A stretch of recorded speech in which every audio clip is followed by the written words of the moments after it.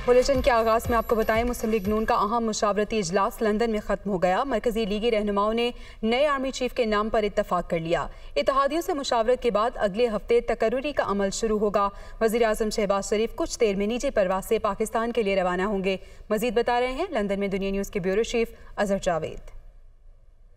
मुस्लिम league नून का मुशावरती इजलास 3 दिन तक लंदन में जारी रहा और वज़ीर आज़म शहबाज शरीफ अब से कुछ देर बाद लंदन से पाकिस्तान के लिए रवाना हो रहे हैं।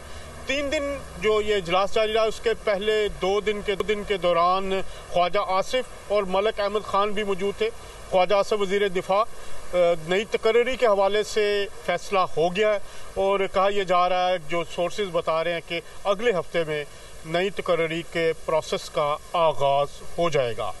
जो इतलात हैं उसमें सीनियर मोस्ट जो जनरल्स हैं उनका नाम समरी में आएगा और उसमें से जो सीनियर मोस्ट है उसको प्रेफरेंस दी जा सकती है, लेकिन इसके लिए अभी इत्तेहादी जमातों से मशवरा बाकी है। इसके अलावा मियां मोहम्मद नवाज शरीफ की वतन वापसी का भी फैसला हुआ है और कहा यह जा रहा है कि वो इस साल में पाकिस्तान वापस चले जाएंगे। शहबाज शरीफ पाकिस्तान पहुंचते ही वो इत्तेहादी जमातों के रहनुमाओं से मुलाकातें करेंगे, उनको एतमाद में लेंगे और उनकी मुशावरत के बाद जो है ये फैसला जो किया जाएगा। जो इमरान खान का लॉन्ग मार्च है उसको निपटने के लिए भी वज़ीर आज़म को हिदायत जारी की गई है कि कानून के मुताबिक उनसे निपटा जाए और किसी भी किस्म की ब्लैकमेलिंग में ना आया जाए। जो तीसरी अहम बात थी वो है इक्तिसादी मसाइल पर काबू पाना।